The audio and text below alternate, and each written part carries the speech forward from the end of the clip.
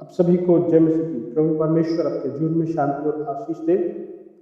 आज का जो वचन है वो है आत्महत्या पर एक आत्मिक चिंतन। आध्यात्मिक रीति से आज हम देखेंगे आत्महत्या का रिजल्ट क्या रहता है। पवित्र बाइबल हमें क्या कहती है। हम लोग देखते हैं लोग आत्महत्या क्यों करते हैं। चिंता, टेंशन, डिप्रेशन, फेलियर, परीक्षाओं में नंबर कम आना, नौकरी नहीं मिल पाना, बिजनेस में फेल हो जाना, लॉस हो जाना, कर्जे में डूब जाना, मनचाहा प्यार नहीं मिल पाना। लड़का लड़की प्यार करते और शादी करना चाहते हैं, लेकिन समाज परिवार के लोग उनके बीच में आ जाते हैं और उनको मिलने नहीं दिया जाता। तो इस कारण बहुत सारे लोग सुसाइड कर लेते हैं। आपने बहुत खबरें सुनी होंगी इस प्रकार की। मृत्यु के कई कारण होते हैं। समय पर मृत्यु, बुढ़ापा होता है, बीमारी के कारण से मृत्यु, एक्सीडेंट में भी बहुत सारे लोग कई बार इस दुनिया को छोड़कर चले जाते हैं। और है सुसाइड।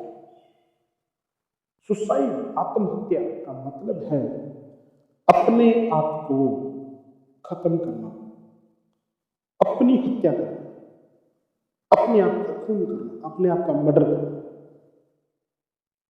तो ये जो है ये एक पाप है।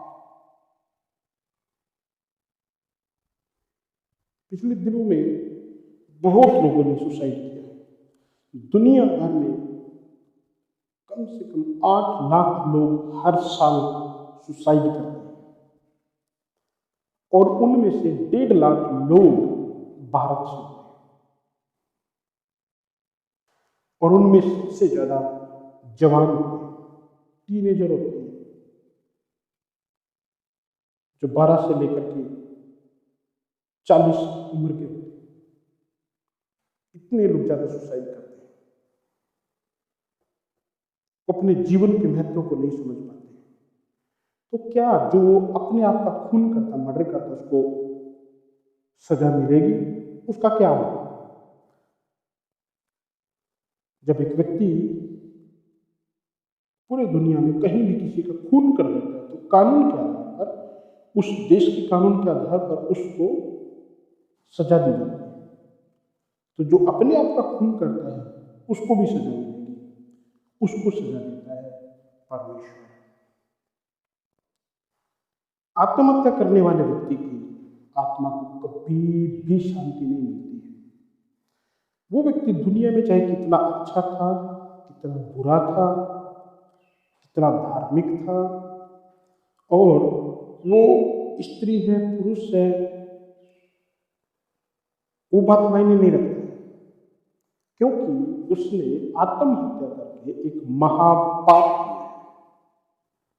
महापाप।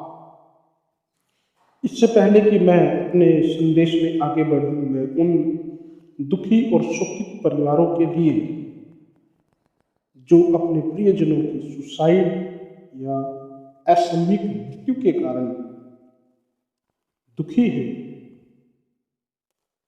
उनके जीवन में बहुत सारे उतार चढ़ाव आ जाते हैं। तो मेरी संवेदनाएं, मेरी दुआ है आपके साथ में कि प्रभु आपके जीवन में शांति दे। लेकिन ये पवित्र शास्त्र का सत्य है, जैसा कि हम पढ़ते हैं। मैंने बाइबल को पढ़ते हुए 2 लोगों को पाया जिन्होंने आत्महत्या किया, और उनका रिजल्ट जो होता है वो बहुत बुरा होता है। क्योंकि बाइबल कहती है ये शरीर हमारा परमेश्वर का मंदिर है, इसको बनाने वाला परमेश्वर है। माता पिता ने हमें नहीं रचना किया, किसी बुजुर्गों ने और किसी ने हमारी रचना नहीं की, हमारे शरीर को नहीं बनाया, बल्कि परमेश्वर ने हमें माता की गर्भ में रचा। हमारा जन्म हमारी मर्जी से नहीं होता है, हमारा देश, हमारी भाषा हमारी मर्जी से नहीं चुना जाता है। हमारा जीवन परमेश्वर की ओर से चलाया जाता है। इसलिए इस जीवन के ऊपर हमसे भी ज्यादा परमेश्वर का हक है कि वो हमारे जीवन को चलाए। हमारी मृत्यु भी हमारी मर्जी से नहीं होती है। जो अपनी मृत्यु का चुनाव अपनी इच्छा से करते हैं वो लोग आत्महत्या करते हैं। इसलिए आत्महत्या एक महापाप है, एक खून है। पहला शमूएल की किताब पवित्र बाइबल में 31 अध्याय का 4 वचन में शाऊल जब युद्ध कर रहा था, इज़राइल का पहला राजा, तब उसने देखा कि मेरी सेना हार रही है, अब मैं इनके हाथों पकड़ा जाऊंगा, दुश्मन के हाथों। तो उसने अपनी तलवार खड़ी करके उसके ऊपर वो गिर गया और वो मर गया। जब शाऊल के पहले जीवन को हम देखते हैं, उसका चुनाव बड़ा अच्छा था, सारी बातें ठीक चल रही थी, लेकिन जब उसने प्रभु की आज्ञा को तोड़ा, प्रभु के दासों की आज्ञा को तोड़ा, उसके बाद उसके जीवन से परमेश्वर का आत्मा हट गया और एक दुष्ट आत्मा उसके ऊपर आने लगा। वो उसको बार बार क्रोध दिलाता था, दाऊद को मारने के लिए उकसाता। और कई जगह पर हम शाऊल के जीवन में गड़बड़ी देखते हैं। और वो जब युद्ध करने के लिए जाने वाला था तो एक फेमिलियर जगतों करने वाली जो फेमिलियर आत्माओं को बुलाने वाली एक स्त्री के पास में गए और उससे भावी पूछताछ किया, तंत्र मंत्र में पड़ गया। ये भी परमेश्वर की नजर में बहुत भयानक पाप था। और मैं देखता हूँ कि हम पाते हैं कि शाऊल की जो मृत्यु का जो कारण था वो था परमेश्वर से हट जाना और परमेश्वर के विरोध में बहुत भयानक पाप करना और उसके जीवन में दुष्ट आत्मा का एंटर हो जाना। शैतान ही आत्महत्या करने पर लोगों को मजबूर करता है।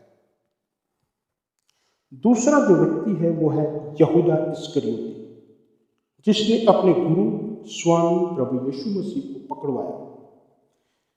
यूहन्ना 13 का 2 वचन में लिखा हुआ है, जब शैतान शमौन के पुत्र यहूदा इस्करियोती के मन में यह डाल चुका था कि उसे पकड़वाए तो भोजन किसने, शैतान ने विचार डाला। पहले नेगेटिविटी शुरू हो जाती है, चिंता, डिप्रेशन शुरू हो जाता है। यहूदा इस्करियोती क्यों प्रभु यीशु को पकड़वाना चाहता था? उसकी दुनियावी इच्छा थी, सांसारिक इच्छा थी कि यीशु मसीह कैसर के रोम के राज्य को खत्म कर देगा इजराइल से, और वो राजा बनेगा क्योंकि वो दाऊद की पीढ़ी से था, चमत्कार करता, उसके पास पावर थी, और मुझे एक बहुत बड़ा पद मिलेगा क्योंकि बहुत तेज बुद्धिमान पढ़ा लिखा व्यक्ति था। लेकिन उसकी इच्छा पूरी नहीं हो पाई। प्रभु यीशु मसीह ने कहा कि मैं पकड़वाया जाऊंगा और मैं मारा जाऊंगा। तब उसने सोचा कि क्यों ना आखिरी में जाते हुए कुछ पैसे मिल जाए, कुछ अभी तक तो मिला नहीं। लेकिन ये इन्फ्लुएंस जो था वो शैतान का विचार उसके मन में डाल दिया गया था। शैतान, दुष्टात्मा कभी भी किसी व्यक्ति के जीवन को जब बर्बाद करना चाहता था वो विचार से शुरू करेगा, और उसके बाद में लिखा हुआ 13 अध्याय का ही यूहन्ना का सुसमाचार, उसका 26 और 27 में यीशु ने उत्तर दिया, जिसे मैं ये रोटी का टुकड़ा डुबाकर दूंगा, और उसने टुकड़ा डुबोकर शिमोन इस्करियोती के पुत्र यहूदा को दिया। टुकड़ा लेते ही शैतान उसमें समा गया। तब यीशु ने उससे कहा, जो तू करता है तुरंत कर। तो यीशु उसने यहूदा को कहा या शैतान को कहा? मैं मानता हूं दोनों को बोला, क्योंकि यहूदा ने अपने आप को शैतान को उसके काम के लिए समर्पण कर दिया, उसकी बात पर, उसके विचार को अपने आज्ञा उसकी मान ली अपने जीवन में। इसलिए यहूदा गया, प्रभु यीशु मसीह को पकड़वाया। लेकिन जब प्रभु यीशु मसीह को क्रूस पर चढ़ाया गया, उसको दुख दिया गया,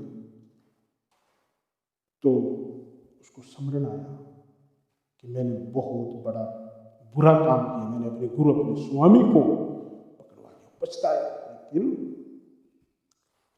दुखी हुआ। इसलिए उसने जाकर के सुसाइड कर लिया, वो मर गया। और इन दोनों का रिजल्ट निश्चय नरक है, क्योंकि परमेश्वर का वचन 1 कुरिन्थियों 3 अध्याय का 16 और 17 वचन में इस प्रकार से कहता है कि तुम परमेश्वर का मंदिर हो, और जो कोई परमेश्वर के मंदिर को नष्ट करेगा, परमेश्वर उसको नष्ट करेगा।